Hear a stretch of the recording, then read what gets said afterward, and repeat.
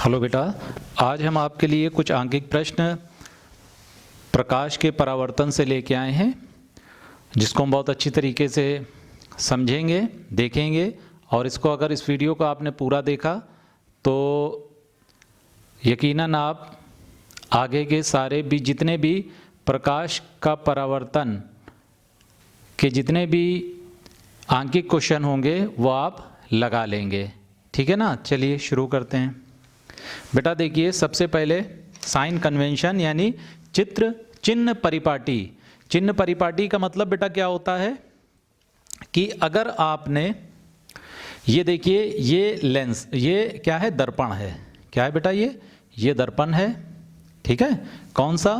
अब ये concave lens है, यानी कि अवतल दर्पण है। कौन सा दर्पण है बेटा? अवतल दर्पण है। और इसमें इस पोर्शन को बोलेंगे, ये कौन सा बेटा? बाईं तरफ है और ये दाहिनी तरफ है।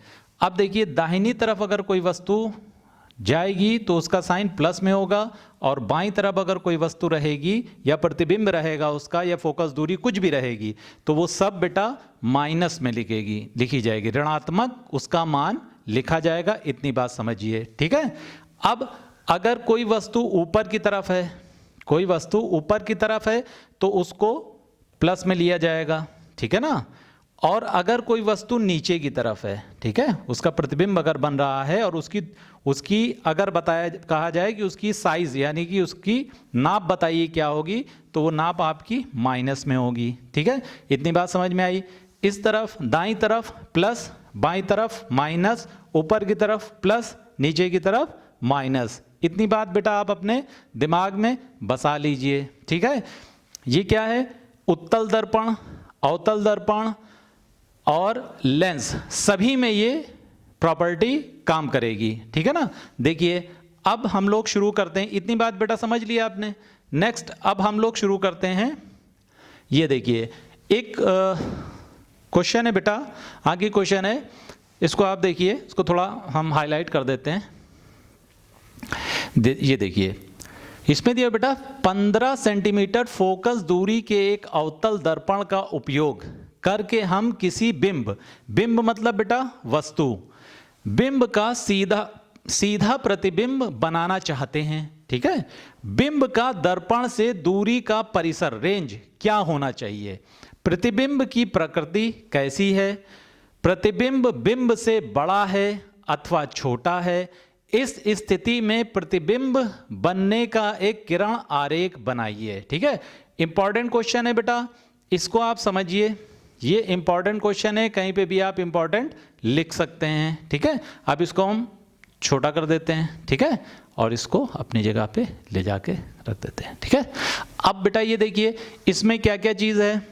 इसमें सीधा हम लोग चलते हैं किस पे? वस्तु पे और उसके प्रतिबिंब पे, बिंब और प्रतिबिंब पर।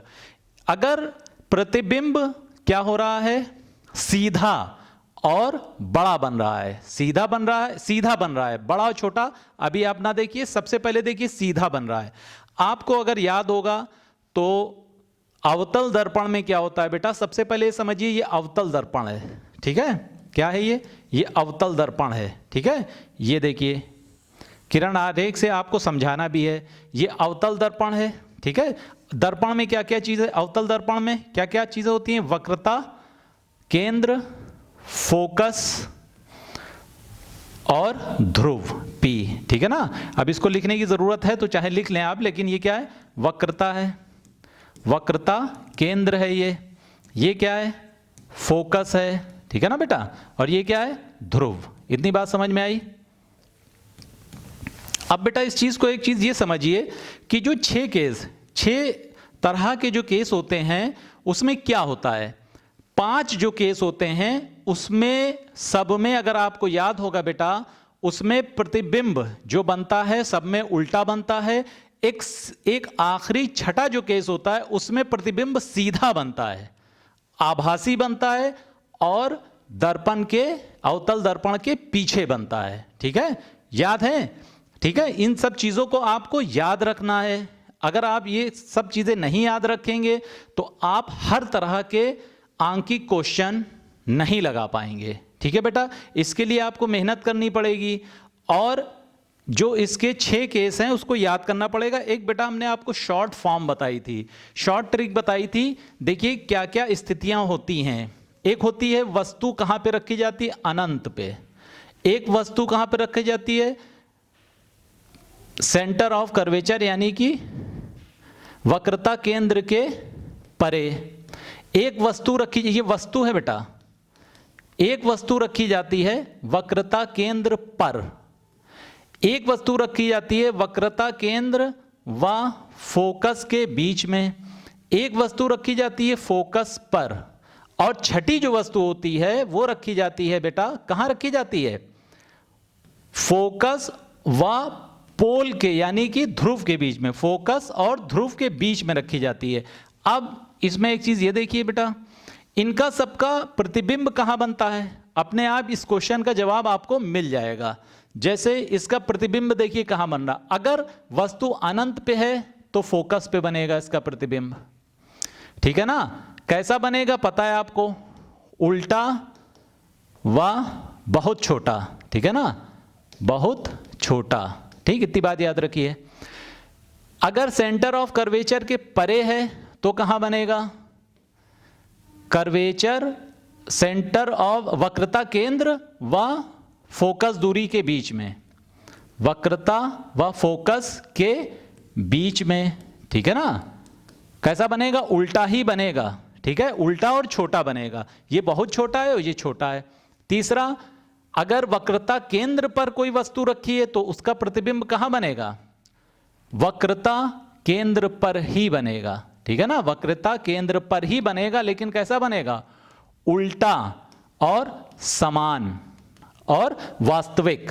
पांचों केस में वास्तविक भी बनेगा। 3 इसकी कैटेगरी होती हैं, उल्टा, बहुत छोटा, छोटा, वास्तविक, ठीक है ना। वास्तविक पांचों में रहेगा, उल्टा पांचों में रहेगा, ये कॉमन चीज है।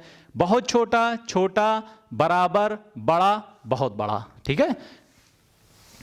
अगर वक्रता केंद्र और फोकस के बीच में अगर वस्तु रखी है तो उसका प्रतिबिंब कहां बनेगा बेटा, ये वक्रता केंद्र के परे बनेगा, उल्टा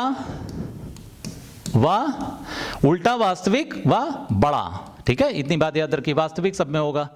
अब देखिए अगर फोकस पे बना रखा है, कहां, फोकस पे, अगर फोकस पे है, अनंत पे था तो फोकस पे प्रतिबिंब बना, अगर फोकस पे होगा तो अनंत पे बनेगा, ठीक है ना। ये एक दूसरे के क्या है, रेसिप्रोकल है, ठीक है। देखिए अनंत पे बनेगा, कैसा बनेगा, बहुत बड़ा बनेगा, कहीं जा वास्तविक बनेगा और बहुत बड़ा बनेगा, ठीक है ना, वास्तविक, बहुत बड़ा, उल्टा, ठीक है।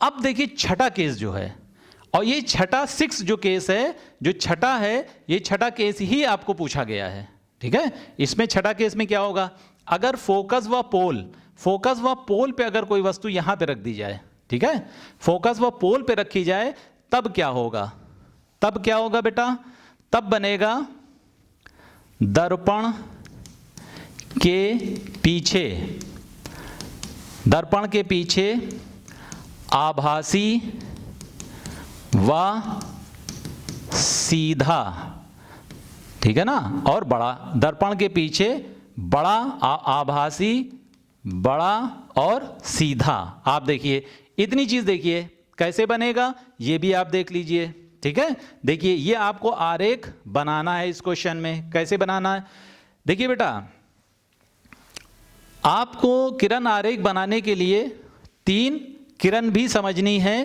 कि कौन सी किरण कहां से आकर जाएगी, ये भी हम तीनों किरण आपको बताए दे रहे हैं। एक किरण बेटा देखिए, ये देखिए यहां से आई और फोकस से होके गई, ठीक है ना, ये फोकस से ही होके जाएगी। एक किरण ये देखिए परावर्तित होकर फोकस से चली गई, ठीक।